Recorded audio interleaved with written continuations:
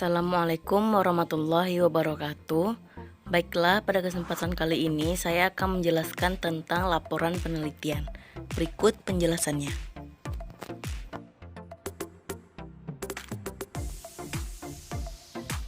Peneliti harus membuat laporan penelitian dikarenakan yang pertama, digunakan untuk mengidentifikasi suatu masalah atau fakta secara sistematik. Suatu penelitian bisa bermanfaat guna menambah wawasan ketika akan memecahkan suatu masalah, baik untuk seorang maupun orang-orang atau instansi yang menerapkan hasil penelitian tersebut. Yang kedua, digunakan untuk mengetahui sistem kerja objek yang diteliti. Adanya laporan penelitian dapat membantu kita untuk mengetahui dengan jelas bagaimana sistem kerja dari objek yang diteliti. Dengan demikian, akan dapat memudahkan sistem operasional dari objek tersebut. Yang ketiga, memantapkan ketika akan mengambil solusi suatu masalah. Hasil suatu penelitian yang dilakukan bisa digunakan untuk membantu dalam menentukan kebijakan-kebijakan atau keputusan untuk menyelesaikan suatu masalah yang sedang dihadapi.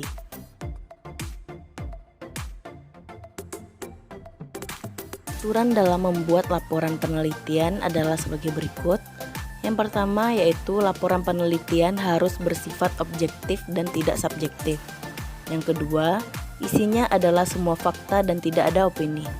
Yang ketiga, semua hal yang dicantumkan harus hal yang benar-benar terjadi pada saat penelitian dan tidak direkayasa. Yang keempat, penulisan laporan harus sesuai dengan urutannya sistematis.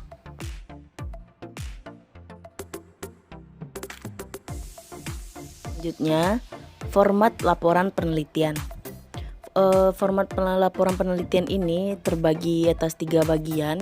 Yang pertama yaitu bagian awal laporan penelitian atau karya ilmiah yang terdiri dari sampul, pengesahan, persetujuan pembimbing, surat pernyataan, abstrak, kata pengantar atau prakata, daftar isi, daftar tabel, daftar gambar, dan daftar lampiran.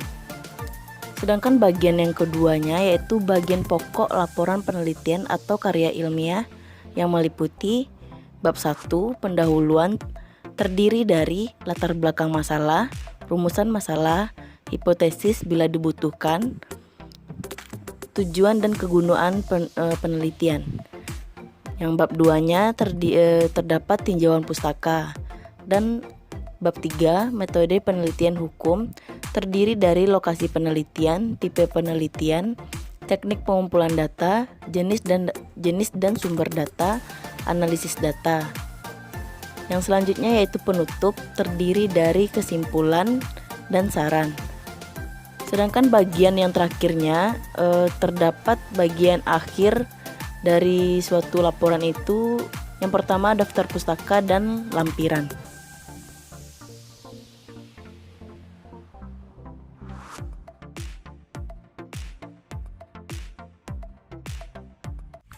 Berikut adalah contoh skripsi yang mempunyai format laporan penelitian tindakan kelas.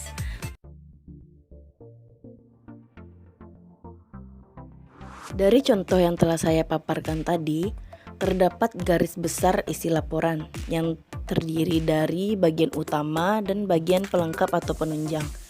Bagian utamanya itu meliputi yang pertama pendahuluan, kita telah melihat pada skripsi tadi.